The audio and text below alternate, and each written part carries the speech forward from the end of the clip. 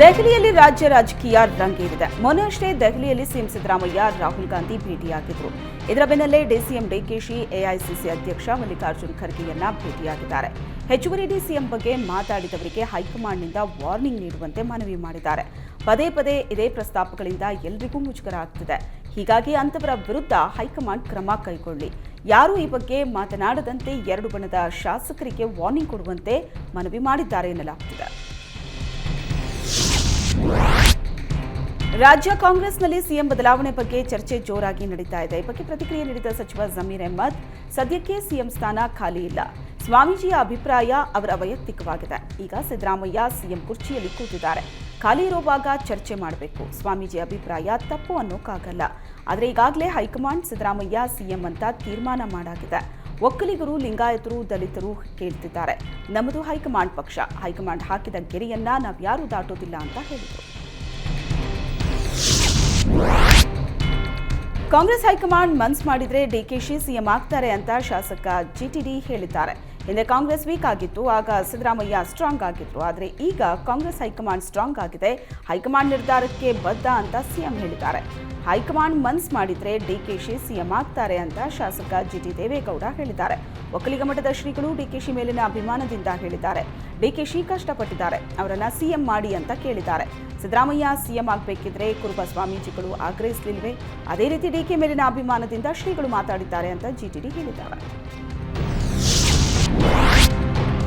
ರಾಜ್ಯದಲ್ಲಿ ಡಿಸಿಎಂ ದಂಗಲ್ ಜೊತೆಗೆ ಸಿಎಂ ಬದಲಾವಣೆ ಕೂಗು ಜೋರಾಗಿದೆ. ಇದರ ಬೆನ್ನಲ್ಲೇ 5 ವರ್ಷ ಅಧಿಕಾರ ನಡೆಸುವಂತೆ ರಾಜ್ಯದ ಜನ ಕಾಂಗ್ರೆಸ್ ಪಕ್ಷಕ್ಕೆ ಅಧಿಕಾರ ನೀಡಿದ್ದಾರೆ ಅಂತ ಸಚಿವ ಎಚ್.ಸಿ. ಮಹದೇವಪ್ಪ ಸಿಎಂ ವಿರೋಧಿಗಳಿಗೆ ಟಾಂಗ್ ನೀಡಿದ್ದಾರೆ. ವೀಕ್ಷಕರನ್ನ ಕಳಿಸಿ ಶಾಸಕರ ಅಭಿಪ್ರಾಯ ಸಂಗ್ರಹ ಮಾಡಿ ಸಿಎಂ ಮಾಡಿದ್ದಾರೆ.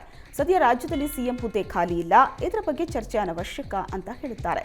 ಸಿಎಂ ಆಯ್ಕೆ ವೇಳೆ ಹೈಕಮಾಂಡ್ ಏನೇನು ಚರ್ಚೆ ಮಾಡಿದೆ ಅನ್ನೋದು ಬಹಿರಂಗಪಡಿಸೋದಕ್ಕೆ ಬರಲ್ಲ ಅಂತ ಮಹದೇವಪ್ಪ ಹೇಳಿದರು.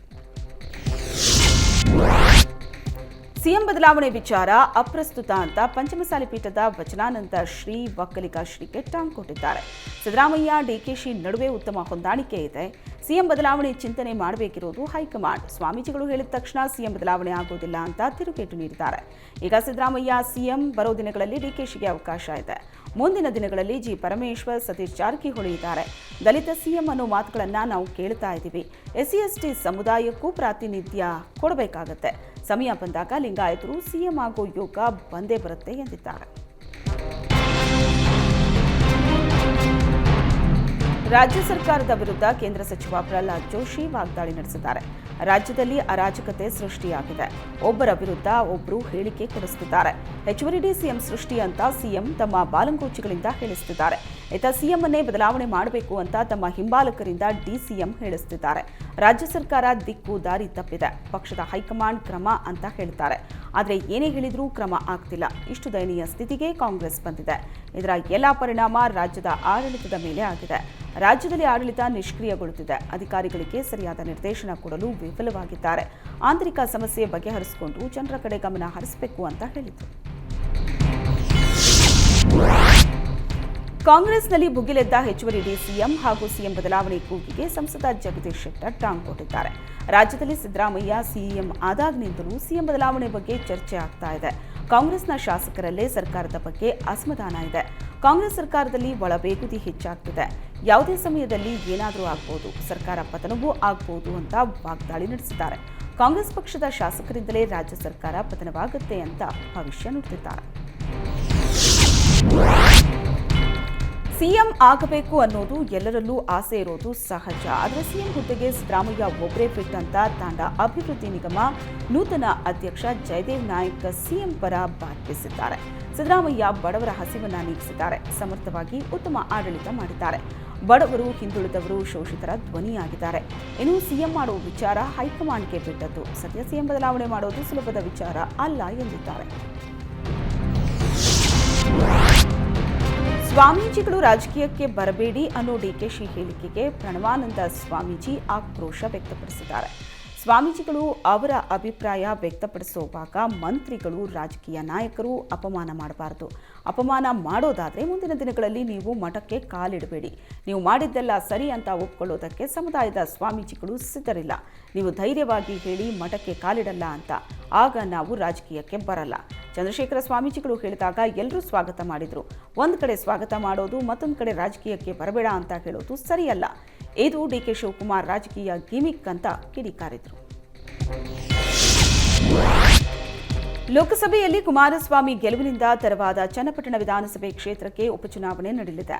ಬೆಂಗಳೂರು ಗ್ರಾಮಾಂತರದಲ್ಲಿ ಸಹೋದರನ ಸೋಲಿನ ಸೇಡು ತೀರಿಸಿಕೊಳ್ಳುವುದಕ್ಕೆ ಡಿಕೆಶಿ ಚನ್ನಪಟ್ಟಣದ ಮೇಲೆ ಕಣ್ಣಿಟ್ಟಿದ್ದಾರೆ ಎನ್ನಲಾಗುತ್ತಿದೆ. ಇಂದಿನಿಂದ 3 ದಿನಗಳ ಕಾಲ ಚನ್ನಪಟ್ಟಣ ಪ್ರವಾಸ ಕೈಗೊಂಡಿರುವ ಡಿಕೆಶಿ ಜನಸ್ಪಂದನ ಕಾರ್ಯಕ್ರಮದ ಮೂಲಕ ಚನ್ನಪಟ್ಟಣ ಮತದಾರರ ಹತ್ತಿರವಾಗುವುದಕ್ಕೆ ತಂತ್ರ ರೂಪಿಸಿದ್ದಾರೆ.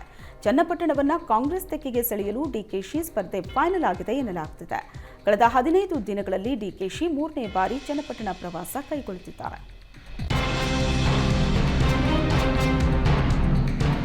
ಚನ್ನಪಟ್ಟಣಕ್ಕೆ ಡಿಕೆಶಿ ಪ್ರವಾಸ ಫಿಕ್ಸ್ ಆಗ್ತಲೇ ಜೆಡಿಎಸ್ ನಾಯಕರು ಎಚ್ಚೆತ್ತುಕೊಂಡಿದ್ದಾರೆ. ಕುಮಾರಸ್ವಾಮಿ ಲೋಕಸಭೆ ಪ್ರವೇಶದಿಂದ ತೆರವಾದ ಚನ್ನಪಟ್ಟಣಕ್ಕೆ ಮೈತ್ರಿ ಅಭ್ಯರ್ಥಿಯ ಹೆಸರು ಫೈನಲ್ ಆಗಿಲ್ಲ. ಆದರೆ ಜೆಡಿಎಸ್ ಭದ್ರಕೋಟೆಯಲ್ಲಿ ಡಿಕೆಶಿ ಹಿಡಿತಕ್ಕೆ ಹೋಗುವುದನ್ನು ತಪ್ಪಿಸಲು ದಳಪತಿಗಳು ಮುಂದಾಗಿದ್ದಾರೆ. 3 ದಿನಗಳ ಕಾಲ ಡಿಕೆಶಿ ಚನ್ನಪಟ್ಟಣ ಪ್ರವಾಸ ಕೈಗೊಂಡಿದ್ದಾರೆ. ಆದರೆ ಅದಕ್ಕೂ ಮೊದಲೇ ನಿಖಿಲ್ ಕುಮಾರಸ್ವಾಮಿ ಚನ್ನಪಟ್ಟಣಕ್ಕೆ ಭೇಟಿ ನೀಡಿದ್ದಾರೆ. ಈ ಮೂಲಕ ಡಿಕೆಶಿಗೆ ಟಾಂಗ್ ಕೊಡಲು ದಳಪತಿಗಳು ಪ್ಲಾನ್ ಮಾಡಿದ್ದಾರೆ. ರಾಜ್ಯದಲ್ಲಿ 2ನೇ ಏರ್ಪೋರ್ಟ್ ನಿರ್ಮಾಣದ ಬಗ್ಗೆ ಮಾತನಾಡಿದ ಕೃಷಿ ಸಚಿವ ಚಲುವರಾಯಸ್ವಾಮಿ, ಇನ್ನೊಂದು ಕಾರ್ಗೋ ವಿಮಾನ ನಿಲ್ದಾಣ ನಿರ್ಮಾಣಕ್ಕೆ ತೀರ್ಮಾನ ಆಗಿದೆ. ನೆಲಮಂಗಲ ಅಥವಾ ಶಿರಾದಲ್ಲಿ ಮಾಡಬೇಕಾ ಅನ್ನೋದರ ಬಗ್ಗೆ ಚರ್ಚೆಯಾಗ್ತಿದೆ. ಮಂಡ್ಯದಲ್ಲಿ ಮಾಡಬೇಕು ಅಂತ ಸ್ಥಳೀಯ ಶಾಸಕರು ಅಭಿಪ್ರಾಯ ಪಟ್ಟಿದ್ದಾರೆ. ಇದರಿಂದ ಹಳೆ ಮೈಸೂರು ಭಾಗ ಅಭಿವೃದ್ಧಿಗೆ ಸಹಕಾರ ಆಗಲಿದೆ. ಮಂಡ್ಯದ ಸಂಸದರೇ ಕೇಂದ್ರದ ಪ್ರಭಾವಿ ಸಚಿವರಾಗಿದ್ದಾರೆ. ನಮ್ಮ ಸರ್ಕಾರ ಮಂಡ್ಯದಲ್ಲಿ ಏರ್ಪೋರ್ಟ್ ಮಾಡಲು ತಯಾರಿದೆ. ಕುಮಾರಸ್ವಾಮಿ ಅವರು ಕೇಂದ್ರದಲ್ಲಿ ಪ್ರಯತ್ನ ಮಾಡಿದರೆ ಮಂಡ್ಯದಲ್ಲಿ ಏರ್ಪೋರ್ಟ್ ಆಗಲಿದೆ ಅಂತ ಕೃಷಿ ಸಚಿವ ಚಲುವರಾಯಸ್ವಾಮಿ ಹೇಳಿದರು. ಕೇಂದ್ರದ ಉಕ್ಕು ಮತ್ತು ಬೃಹತ್ ಕೈಗಾರಿಕಾ ಸಚಿವ ಎಚ್.ಡಿ. ಕುಮಾರಸ್ವಾಮಿ ಭದ್ರಾವತಿಯ ವಿಐಎಸ್ಎಲ್ಗೆ ಭೇಟಿ ನೀಡಿ ಕಾರ್ಖಾನೆಯ ವಿವಿಧ ಪ್ಲಾಂಟ್ಗಳಲ್ಲಿ ಪರಿಶೀಲನೆ ನಡೆಸಿದರು. ನಷ್ಟದಲ್ಲಿರೋ ವಿಐಎಸ್ಎಲ್ ಕಾರ್ಖಾನೆಯನ್ನ ನಾನು ಮಂತ್ರಿಯಾದರೆ ಮುಚ್ಚಲು ಬಿಡೋದಿಲ್ಲ ಅಂತ ಎಚ್ಡಿಕೆ ಚುನಾವಣಾ ಪ್ರಚಾರದ ವೇಳೆ ಮಾತು ನೀಡಿದರು. ಇದೀಗ ಕೈಗಾರಿಕಾ ಸಚಿವರಾದ ಬೆನ್ನಲ್ಲೇ ವಿಐಎಸ್ಎಲ್ ಕಾರ್ಖಾನೆಗೆ ಭೇಟಿ ನೀಡಿ ಪರಿಶೀಲನೆ ನಡೆಸಿರುವುದು ಕಾರ್ಮಿಕರಲ್ಲಿ ನಿರೀಕ್ಷೆ ಹೆಚ್ಚಿಸಿದೆ. ಸಂಸದ ಬಿವೈ ರಾಘವೇಂದ್ರ, ಶಾಸಕಿ ಶಾರದಾ ಪೂರ್ವಿಯಾ ನಾಯ್ಕ್ ಸೇರಿದಂತೆ ಬಿಜೆಪಿ ಮತ್ತು ಜೆಡಿಎಸ್ನ ಪ್ರಮುಖರು ಸಾಥ್ ನೀಡಿದರು. ನೂತನವಾಗಿ ಸಂಸದ ಬಸವರಾಜ ಬೊಮ್ಮಾಯಿ ಅವರು ಗದಗ ವಿಧಾನಸಭಾ ಕ್ಷೇತ್ರದ ಕಾರ್ಯಕರ್ತರು ಹಾಗೂ ಮತದಾರರಿಗೆ ಅಭಿನಂದನಾ ಕಾರ್ಯಕ್ರಮ ಏರ್ಪಡಿಸಿದರು. ತೋಟದಾರಿಯ ಕಲ್ಯಾಣ ಮಂಟಪದಲ್ಲಿ ಆಯೋಜಿಸಿದ್ದ ಕಾರ್ಯಕ್ರಮ ಉದ್ಘಾಟನೆ ಮಾಡಿ ಮಾತನಾಡಿದ ಬೊಮ್ಮಾಯಿ, ಮೋದಿ ಕ್ಯಾಬಿನೆಟ್ ಸೇರಿಲ್ಲ ಅಂತ ಬೇಸರವಾಗಿಲ್ಲ. ನಮ್ಮ ಗುರಿ ಮೋದಿಯವರನ್ನ ಪಿಎಂ ಮಾಡೋದಾಗಿತ್ತು. ಗುರಿ ಸಾಧನೆಯಾದ ಸಮಾಧಾನ ಇದೆ ಅಂತ ಹೇಳಿದರು. ಜೊತೆಗೆ ಈ ಬಾರಿ ಕಾಂಗ್ರೆಸ್ 3 ಅಂಕಿ ದಾಟಿದೆ. ಮುಂದಿನ ಚುನಾವಣೆಯಲ್ಲಿ ಮತ್ತೆ 2 ಅಂಕಿಗೆ ಕುಸಿಯಲಿದೆ ಅಂತ ಭವಿಷ್ಯ ನುಡಿದರು. ಕನ್ನಡ ಚಲನಚಿತ್ರ ನಿರ್ಮಾಪಕರ ನೂತನ ಕಟ್ಟಡದ ಉದ್ಘಾಟನೆಯನ್ನ ಸಿಎಂ ಸಿದ್ದರಾಮಯ್ಯ ನೆರವೇರಿಸಿದರು. ಬಳಿಕ ಮಾತನಾಡಿದ ಸಿಎಂ, ಕನ್ನಡ ಚಿತ್ರರಂಗದ ಮೇಲೆ ನನಗೆ ಅಪಾರ ಗೌರವ ಇದೆ. ಚಿತ್ರಮಂದಿರಗಳು ಸಬ್ಸಿಡಿ ಬಗ್ಗೆ ಗಮನ ಹರಿಸ್ತೀನಿ, ಆರ್ಥಿಕ ನೆರವು ನೀಡ್ತೀವಿ. ಜೊತೆಗೆ ಕನ್ನಡದಲ್ಲಿ OTT ವೇದಿಕೆ ತರಲು ಸಂಬಂಧಪಟ್ಟವರ ಜೊತೆ ಮಾತಾಡ್ತೀನಿ. ಡಾಕ್ಟರ್ ರಾಜ್ಕುಮಾರ್ ಕನಸಿನಂತೆ ಖಂಡಿತ ಒಂದು ಫಿಲ್ಮ್ ಸಿಟಿ ಕೂಡ ಆದಷ್ಟು ಬೇಗ ನಿರ್ಮಾಣ ಮಾಡ್ತೀವಿ. ನಾನು ಹಿಂದೆ ಸಿಎಂ ಆಗಿದ್ದಾಗ ಕನ್ನಡ ಸಿನಿಮಾ ಬೆಳೆಯೋದಕ್ಕೆ ಏನು ಮಾಡಬೇಕೋ ಅದನ್ನು ಮಾಡಿದ್ದೀನಿ. ಮುಂದೆಯೂ ಕೂಡ ಕನ್ನಡ ಸಿನಿಮಾ ಬೆಳವಣಿಗೆಗೆ ಶ್ರಮಿಸ್ತೀನಿ ಅಂತ ಹೇಳಿದರು.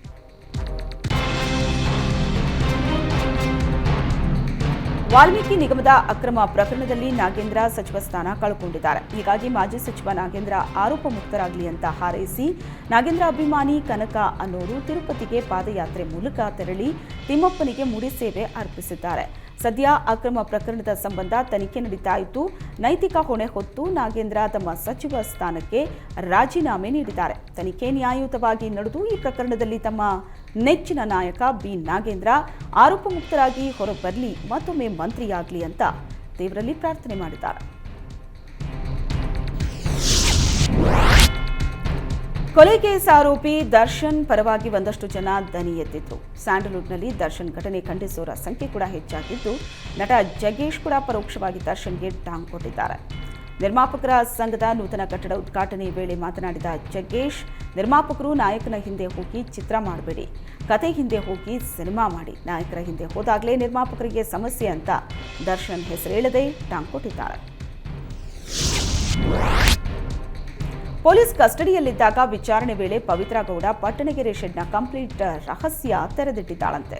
ಅಂದು ಶೆಡ್ನಲ್ಲಿ ನಾನು ಚಪ್ಪಲಿಯಲ್ಲಿ ರೇಣುಕಾಸ್ವಾಮಿಗೆ ಒಂದೇಟು ಹೊಡೆದಿದ್ದು ನಿಜ ಅಂತ ತಪ್ಪೊಪ್ಪಿಗೆ ಹೇಳಿಕೆ ನೀಡಿದ ಪವಿತ್ರ ಗೌಡ, ನಟ ದರ್ಶನ್ ಕೂಡ ರೇಣುಕಾಸ್ವಾಮಿ ಮೇಲೆ ಹಲ್ಲೆ ಮಾಡಿದ್ದು ನಿಜ ಅಂತ ಬಾಯ್ಬಿಟ್ಟಿದ್ದಾಳಂತೆ.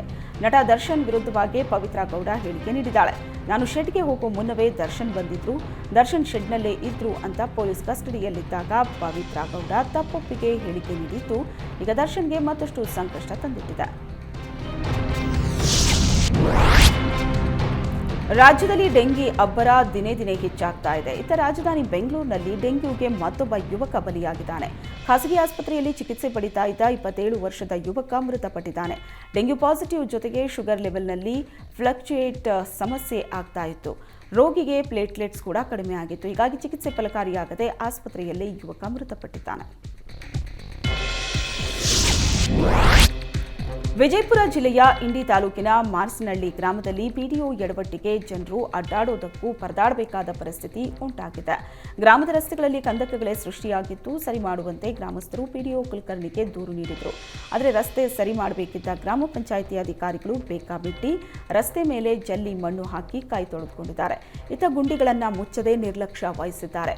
ರಸ್ತೆ ಮೇಲೆ ಕಂಡಲ್ಲಿ ಜಲ್ಲಿ ಮಣ್ಣು ಹಾಕಿದ ಪರಿಣಾಮ ಜನರು ಬೈಕ್, ಸೈಕಲ್ ಮೇಲೆ ಓಡಾಡೋದಕ್ಕೂ ಪರದಾಡೋ ಹಾಗಾಗಿದೆ.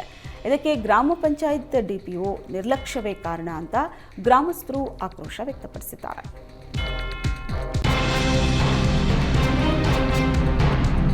ಕಾವೇರಿ ಜಲಾನಯನ ಪ್ರದೇಶದಲ್ಲಿ ಮಳೆಯ ಅಬ್ಬರ ಜೋರಾಗಿದೆ. ಕೆಆರ್ಎಸ್ ಡ್ಯಾಂನ ನೀರಿನ ಮಟ್ಟ ಮತ್ತಷ್ಟು ಏರಿಕೆಯಾಗಿದೆ. ಕೆಆರ್ಎಸ್ ಡ್ಯಾಂಗೆ 12,867 ಕ್ಯೂಸೆಕ್ ನೀರು ಒಳಹರಿವು ಬರ್ತಾ ಇದ್ದು, ಡ್ಯಾಂ ನೀರಿನ ಮಟ್ಟ 94.40 ಅಡಿಗೆ ಏರಿಕೆ ಕಂಡಿದೆ. 49.452 ಟಿಎಂಸಿ ಸಾಮರ್ಥ್ಯದ ಡ್ಯಾಂನಲ್ಲಿ ಸದ್ಯ 18.733 ಟಿಎಂಸಿ ನೀರು ಸಂಗ್ರಹ ಆಗಿದೆ. ಮಹಾರಾಷ್ಟ್ರದ ಪಶ್ಚಿಮ ಘಟ್ಟ ಪ್ರದೇಶಗಳಲ್ಲಿ ಧಾರಾಕಾರ ಮಳೆ ಸುರಿತಾ ಇದ್ದು, ಪರಿಣಾಮ ಚಿಕ್ಕೋಡಿ ತಾಲೂಕಿನ ಮಾಂಜ್ರಿ ಗ್ರಾಮದ ಬಳಿ ಕೃಷ್ಣಾ ನದಿಯ ಒಳಹರಿವು ಹೆಚ್ಚಳವಾಗಿದೆ. ಚಿಕ್ಕೋಡಿ ತಾಲೂಕಿನ ಮಾಂಜ್ರಿ ಬಾವನಸೌದತ್ತಿ ಸಂಪರ್ಕಿಸೋ ಹಳೆ ಸೇತುವೆ ಜಲಾವೃತವಾಗಿದೆ. ಒಂದೇ ರಾತ್ರಿ ಅವಧಿಗೆ ಕೃಷ್ಣಾ ನದಿಯಲ್ಲಿ ಸುಮಾರು 2.5 ಅಡಿ ನೀರು ಏರಿಕೆಯಾಗಿದೆ. ಉತ್ತರ ಕನ್ನಡ ಜಿಲ್ಲೆಯ ಕರಾವಳಿಯಲ್ಲಿ ತೀರದಲ್ಲಿ ಕಡಲ ಅಬ್ಬರ ಹೆಚ್ಚಾಗಿದೆ. ಅಲೆಗಳ ಅಬ್ಬರಕ್ಕೆ ಕಾರವಾರ, ಅಂಕೋಲಾ ವ್ಯಾಪ್ತಿಯ ಹಾರವಾಡ ಕಡಲ ತೀರದಲ್ಲಿ ಭೀಕರ ಕಡಲ್ಕೊರೆತ ಉಂಟಾಗುತ್ತಿದೆ. ಹಾರವಾಡ ವ್ಯಾಪ್ತಿಯ ಸಮುದ್ರ ತೀರದಲ್ಲಿ ಕಿಲೋಮೀಟರ್ಗಟ್ಟಲೆ ಕಡಲ ಕೊರೆತ ಉಂಟಾಗಿದೆ. ಸಮುದ್ರ ತೀರದ ತರಂಗಮೇಟ್ ಗ್ರಾಮದ 3 ಮನೆಗಳು ಕುಸಿಯೋ ಹಂತಕ್ಕೆ ತಲುಪಿದೆ. ಮನೆ ಅಂಗಳ ಹಾಗೂ ಗೋಡೆಗೆ ಸಮುದ್ರದ ಅಲೆ ಅಪ್ಪಳಿಸ್ತಾ ಇದೆ. ಕಡಲ ಕೊರೆತದಿಂದ ಮನೆ ಅಂಗಳದಲ್ಲಿದ್ದ ಹಲವು ತೆಂಗಿನ ಮರಗಳು ನೆಲಕ್ಕುರುಳಿದ್ದು ಸ್ಥಳೀಯರಲ್ಲಿ ಆತಂಕ ಮೂಡಿಸಿದೆ. ಬಾಗಲಕೋಟೆ ಜಿಲ್ಲೆಯ ವಿವಿಧೆಡೆ ಮಳೆ ಅಬ್ಬರ ಮುಂದುವರೆದಿದೆ. ಇಳಕಲ್, ಚಿಮ್ಮಡ, ಬಾಗಲಕೋಟೆ ಸೇರಿದಂತೆ ಹಲವು ಕಡೆ ಧಾರಾಕಾರ ಮಳೆ ಸುರಿತಾ ಇದ್ದು, ರಸ್ತೆಗಳು ಸಂಪೂರ್ಣ ಜಲಾವೃತವಾಗಿದೆ. ರಸ್ತೆ ಕಾಣದೆ ವಾಹನ ಸವಾರರು ಪರದಾಟ ನಡೆಸುತ್ತಿದ್ದಾರೆ. ಹಲವು ಕಡೆ ಮನೆಗಳ ಅಂಗಳದಲ್ಲೆಲ್ಲ ನೀರು ನಿಂತು ಜನಜೀವನ ಅಸ್ತವ್ಯಸ್ತಗೊಂಡಿದೆ. ಹೆದ್ದಾರಿಯಲ್ಲಿ ಯುವಕರ ಪುಂಡಾಟ ಕಟ್ಟಿಹಾಕಲು ಬೆಂಗಳೂರು ಪೊಲೀಸರು ವಿಫಲರಾಗಿದ್ದಾರೆ. 4 ಬೈಕ್ನಲ್ಲಿ ಬಂದಿದ್ದ 8 ಜನ ಪುಂಡರು ಹೆದ್ದಾರಿಯುದ್ದಕ್ಕೂ ವೀಲಿಂಗ್ ಮಾಡಿ ಇತರ ವಾಹನ ಸವಾರರಿಗೆ ಕಿರಿಕಿರಿ ಮಾಡ್ತಾ ಇದ್ರು. ಬೈಕ್ ಹಿಂಬದಿಯಲ್ಲಿ ಕೂತಿದ್ದ ಯುವತಿ ಹಲವು ಬಾರಿ ಎಚ್ಚರಿಕೆ ನೀಡಿದ್ರೂ ಯುವಕರಿಂದ ಹುಚ್ಚಾಟ ಮುಂದುವರೆದಿತ್ತು. ಚಂದಾಪುರದಿಂದ ಎಲೆಕ್ಟ್ರಾನಿಕ್ ಸಿಟಿವರೆಗೂ ರಾಜಾರೋಷವಾಗಿ ಹೆದ್ದಾರಿಯಲ್ಲಿ ಯುವತಿಯರನ್ನ ರೇಗಿಸ್ತಾ ಇದ್ರು ಪುಂಡರು. ಡಿಯೋ ಬೈಕ್ನಲ್ಲಿ ಬಂದಿದ್ದ 8 ಜನ ಯುವಕರ ಹುಚ್ಚಾಟವನ್ನ ಯುವತಿ ವಿಡಿಯೋ ಮಾಡಿ ದೂರು ನೀಡಿದ್ದಾಳೆ.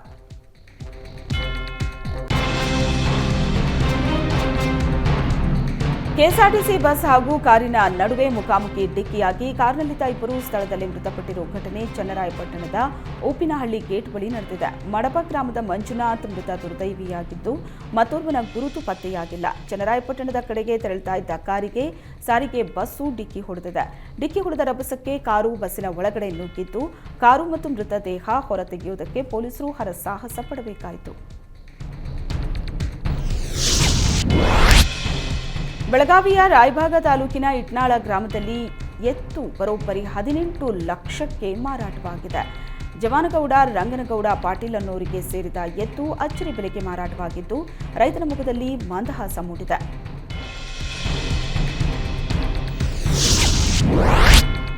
ಕಾಂಪೌಂಡ್ನ ಕಬ್ಬಿಣದ ಗೇಟ್ಗೆ ತಲೆ ಸಿಕ್ಕಿಸಿಕೊಂಡು ಜಿಂಕೆಯೊಂದು ಒದ್ದಾಡಿರೋ ಘಟನೆ ಉತ್ತರ ಕನ್ನಡ ಜಿಲ್ಲೆಯ ಜೋಯಿಡಾ ತಾಲೂಕಿನ ರಾಮನಗರದಲ್ಲಿ ನಡೆದಿದೆ. ಇನ್ನು ಜಿಂಕೆ ತಲೆ ಗೇಟ್ಗೆ ಸಿಲುಕಿದ್ದನ್ನು ಕಂಡ ಸ್ಥಳೀಯರು ಗೇಟ್ ತುಂಡರಿಸಿ ಜಿಂಕೆಯನ್ನ ರಕ್ಷಿಸಿದ್ದಾರೆ. ಕಲಬುರಗಿ ಜಿಲ್ಲಾಧಿಕಾರಿ ಬಿ ಫೌಜಿಯಾ ತರನ್ನುಮ್ ಅವರ ಸರ್ಕಾರಿ ನಿವಾಸದಲ್ಲಿ ಕೆರೆಹಾವು ಪ್ರತ್ಯಕ್ಷ ಆಗಿದೆ. ಕೆರೆಹಾವು ಕಂಡಂತಹ ಸಿಬ್ಬಂದಿ ತಕ್ಷಣವೇ ಜಿಲ್ಲಾಧಿಕಾರಿಗೆ ವಿಷಯ ತಿಳಿಸಿದ್ದಾರೆ. ತಕ್ಷಣ ಮನೆಗೆ ಬಂದ ಡಿಸಿ ಸ್ನೇಕ್ ಪ್ರಶಾಂತ್ನನ್ನ ಕರೆಸಿದ್ದಾರೆ. ಸ್ಥಳಕ್ಕೆ ಆಗಮಿಸಿದ ಸ್ನೇಕ್ ಪ್ರಶಾಂತ್ ಹಾವನ್ನ ರಕ್ಷಣೆ ಮಾಡಿ ಕಾಡಿಗೆ ಬಿಟ್ಟಿದ್ದಾರೆ. ಚಿಕ್ಕಬಳ್ಳಾಪುರದಲ್ಲಿ ವಾಸವಿ ಮಹಿಳಾ ಮಂಡಳಿ ವತಿಯಿಂದ ಫುಡ್ ಫೆಸ್ಟಿವಲ್ ಕಾರ್ಯಕ್ರಮ ಆಯೋಜಿಸಲಾಗಿತ್ತು. ಚುರುಮುರಿಯಿಂದ ಹಿಡಿದು ಅಕ್ಕಿ, ರೊಟ್ಟಿ, ದೋಸೆ ಸೇರಿದಂತೆ ವಿವಿಧ ಬಗೆಯ ತಿಂಡಿ ತಿನಿಸುಗಳನ್ನು ತಯಾರು ಮಾಡಲಾಗಿತ್ತು. ಬಗೆ ಬಗೆಯ ರುಚಿಯಾದ ಖಾದ್ಯಗಳನ್ನು ಸವಿದ ಜನ ಫುಲ್ ಖುಷಿಯಾಗಿದ್ದರು.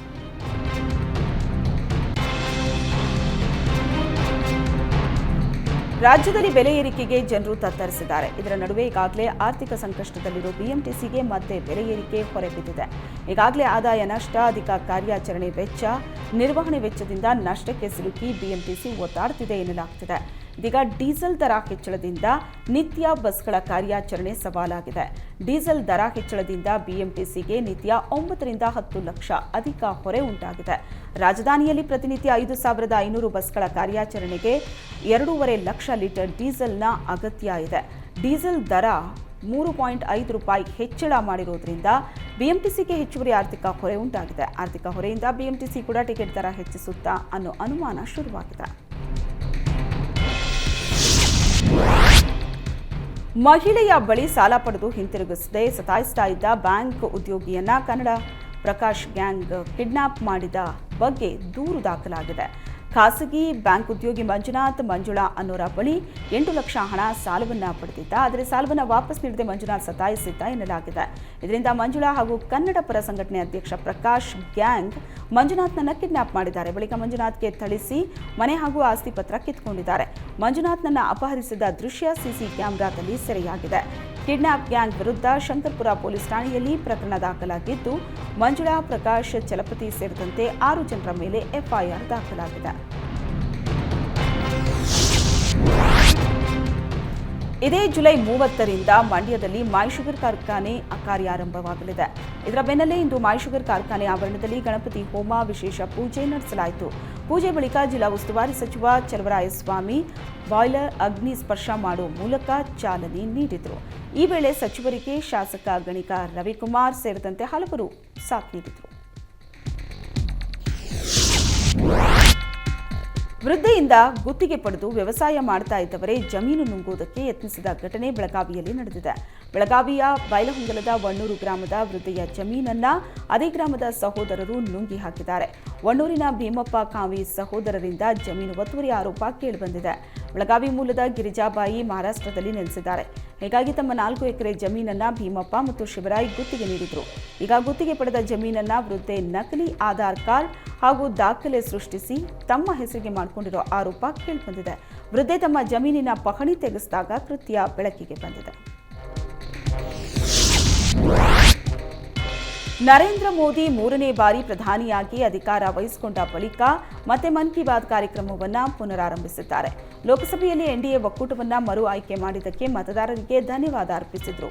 ಜೊತೆಗೆ ತಾಯಿ ಹೆಸರಲ್ಲಿ ಗಿಡ ನೆಡೋ ಕೇಂದ್ರದ ಹೊಸ ಅಭಿಯಾನ ಏಕ್ ಪೇಡ್ ಮಾ ಕೆ ನಾಮ್ ಕುರಿತು ಪ್ರಧಾನಿ ಮೋದಿ ಮಾತನಾಡಿದರು. ನಾನು ಕೂಡ ನನ್ನ ತಾಯಿಯ ಹೆಸರಲ್ಲಿ ಗಿಡ ನೆಟ್ಟಿದ್ದು ತಾಯಂದಿರ ಗೌರವಾರ್ಥವಾಗಿ ಸಮಸ್ತ ಜನತೆ ಗಿಡ ನೆಡುವಂತೆ ಮನವಿ ಮಾಡಿದರು.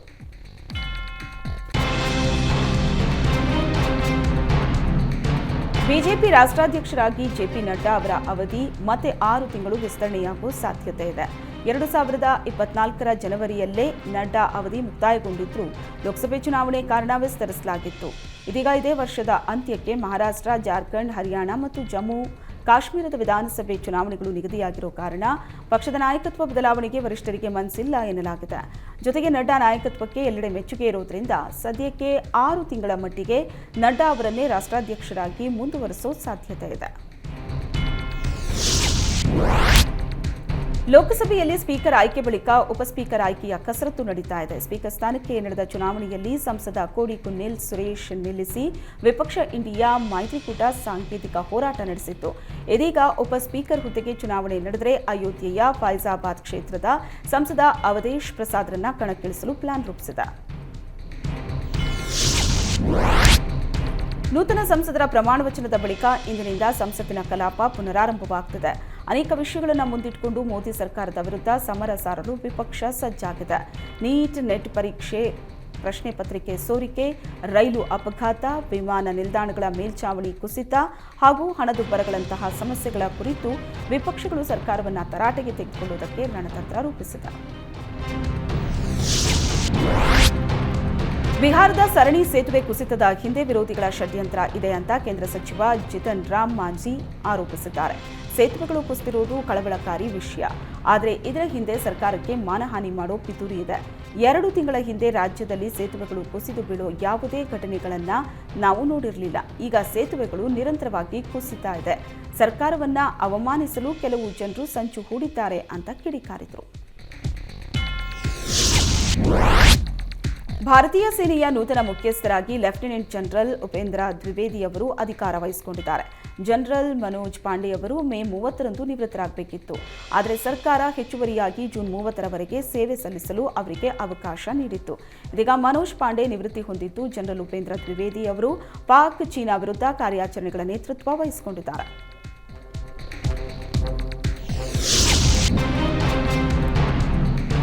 ರಾಷ್ಟ್ರ ರಾಜಧಾನಿ ದೆಹಲಿಯಲ್ಲಿ ಮಳೆ ಅವಾಂತರ ಮುಂದುವರೆದಿದೆ. ಹಲವಾರು ತಗ್ಗು ಪ್ರದೇಶಗಳಲ್ಲಿ ಜಲಾವೃತವಾಗಿದ್ದು, ರಸ್ತೆಗಳೆಲ್ಲ ಕೆರೆಯಂತಾಗಿದೆ. ರಣ ಮಳೆಗೆ ಬಲಿಯಾದವರ ಸಂಖ್ಯೆ 11ಕ್ಕೆ ಏರಿಕೆಯಾಗಿದ್ದು, ಜನರಲ್ಲಿ ಆತಂಕ ಹೆಚ್ಚಾಗಿದೆ. ದೆಹಲಿ ಸರ್ಕಾರ ಮೃತರ ಕುಟುಂಬಸ್ಥರಿಗೆ ತಲಾ 10 ಲಕ್ಷ ಪರಿಹಾರ ಘೋಷಿಸಿದೆ. ಸದ್ಯ ದೆಹಲಿಯಲ್ಲಿ ಆರೆಂಜ್ ಅಲರ್ಟ್ ಘೋಷಣೆ ಮಾಡಲಾಗಿದ್ದು, 2 ದಿನಗಳ ಕಾಲ ಭಾರೀ ಮಳೆಯ ಮುನ್ಸೂಚನೆ ಕೊಡಲಾಗಿದೆ. ಕೇದಾರನಾಥ ದೇಗುಲದ ಹಿಂಬದಿಯ ಬೆಟ್ಟಗಳಲ್ಲಿ ಹಿಮಕುಸಿತ ಸಂಭವಿಸಿದ್ದು, ಯಾತ್ರಿಕರ ಆತಂಕಕ್ಕೆ ಕಾರಣವಾಗಿದೆ.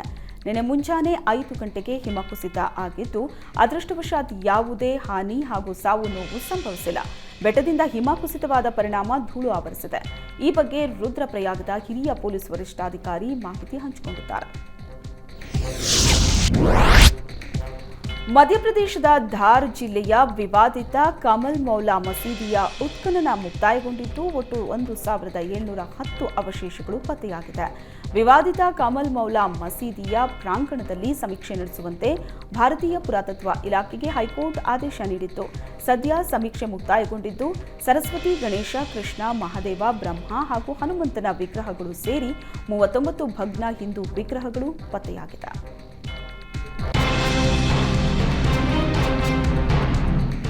ಹೋಟೆಲ್ಗಳಲ್ಲಿ ಊಟ ಮಾಡಿ ಬಿಲ್ ಕೊಡದೆ ದಂಪತಿಗಳು ಕಳ್ಳಾಟ ಮಾಡುತ್ತಿರುವುದು ಬೆಳಕಿಗೆ ಬಂದಿದೆ. ದಿಲ್ಲಿ ಹಾಗೂ ಗುರ್ಗಾಂವ್ನಲ್ಲಿ ದಂಪತಿಗಳು 5 ಸ್ಟಾರ್ ಹೋಟೆಲ್ಗಳಿಗೆ ಹೋಗಿ ಊಟ ಮಾಡಿ ಬಳಿಕ ತಾವು ತಗೊಂಡು ಹೋಗಿದ್ದ ಸತ್ತ ನೊಣವನ್ನ ಊಟದಲ್ಲಿ ಬೆರೆಸಿ ಸೀನ್ ಕ್ರಿಯೇಟ್ ಮಾಡಿ ಎಸ್ಕೇಪ್ ಆಗ್ತಿದ್ದಾರೆ. ಅಮೆರಿಕದ ಅಧ್ಯಕ್ಷ ಜೋ ಬೈಡನ್ ಅವರಿಗೆ ಸಂಜೆ 4 ಗಂಟೆಯ ಬಳಿಕ ಕೆಲಸ ಮಾಡೋದಕ್ಕೆ ಆಗೋದಿಲ್ಲ ಅಂತ ಕುತೂಹಲಕರ ಸಂಗತಿ ಬೆಳಕಿಗೆ ಬಂದಿದೆ. ಬೆಳಗ್ಗೆ 10ರಿಂದ ಸಂಜೆ 4ರವರೆಗೆ ಮಾತ್ರ 81 ವರ್ಷದ ಬೈಡನ್ ಕೆಲಸ ಮಾಡಬಲ್ಲರು. ಸತತ 6 ತಾಸಿನ ಕೆಲಸದ ನಂತರ ಅವರು ಮಾತನಾಡುವಾಗ ಒಂದಕ್ಕೊಂದು ಸಂಬಂಧವಿಲ್ಲದ ವಿಷಯ ಮಾತಾಡಿ ಎಡವಟ್ಟು ಮಾಡಿಕೊಳ್ತಾರೆ. ಅವರಿಗೆ ತುಂಬಾ ಸುಸ್ತಾಗುತ್ತೆ. ವಿದೇಶಗಳಿಗೆ ಹೋದಾಗ ಈ ಸಮಸ್ಯೆ ಹೆಚ್ಚಾಗುತ್ತೆ ಅಂತ ವರದಿಯಾಗಿದ್ದು, ವ್ಯಾಪಕ ಚರ್ಚೆಗೆ ಕಾರಣವಾಗಿದೆ.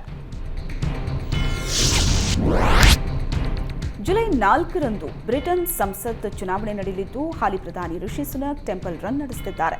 ನಿನ್ನೆ ಸ್ವಾಮಿನಾರಾಯಣ ಮಂದಿರಕ್ಕೆ ಭೇಟಿ ನೀಡಿ ಪ್ರಾರ್ಥನೆ ಸಲ್ಲಿಸಿದ ಋಷಿ ಸುನಕ್ ಹಿಂದೂ ಮತಬೇಟೆ ಆರಂಭಿಸಿದ್ದಾರೆ. ಈ ವೇಳೆ ಮಾತನಾಡಿದ ಋಷಿ, ಭಗವದ್ಗೀತೆ ಮೇಲೆ ಕೈಯಿಟ್ಟು ಬ್ರಿಟನ್ ಸಂಸದನಾಗಿ ಪ್ರಮಾಣ ವಚನ ಸ್ವೀಕರಿಸಿದ್ದಕ್ಕೆ ನನಗೆ ಹೆಮ್ಮೆ ಇದೆ. ನನ್ನ ಧರ್ಮ ನನಗೆ ಸಂಸ್ಕೃತಿಯನ್ನ ಕಲಿಸಿದೆ.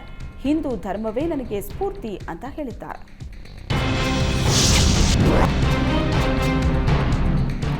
ತುಮಕೂರು ಜಿಲ್ಲೆ ತುರುವೇಕೆರೆ ತಾಲೂಕಿನ ಸೊರವನಹಳ್ಳಿಯಲ್ಲಿ ವಾಟರ್ ಮ್ಯಾನ್ಗಳು ಮೌನ ಪ್ರತಿಭಟನೆ ನಡೆಸಿದ್ದಾರೆ.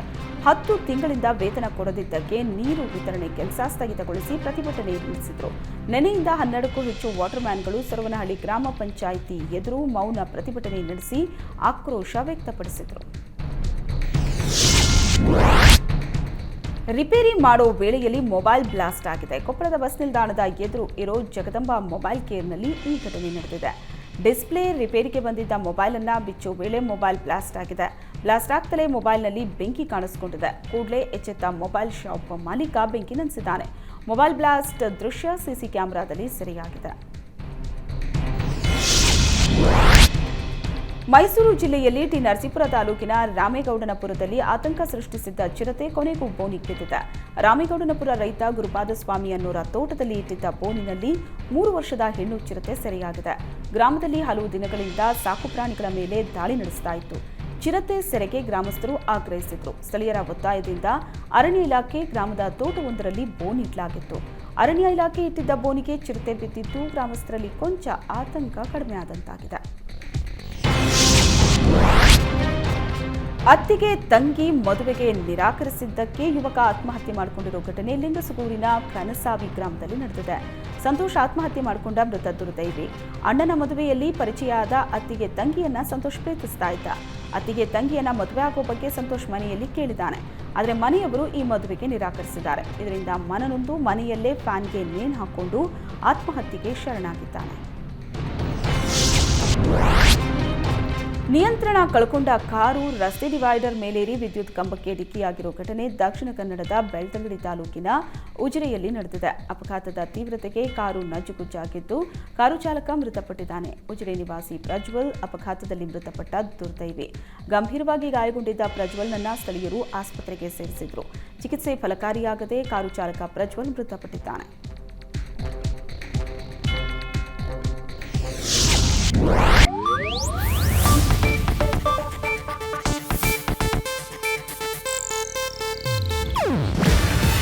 ಇದು ಏಷ್ಯಾನೆಟ್ ನ್ಯೂಸ್ ನೆಟ್ವರ್ಕ್ ಪ್ರಸ್ತುತಿ.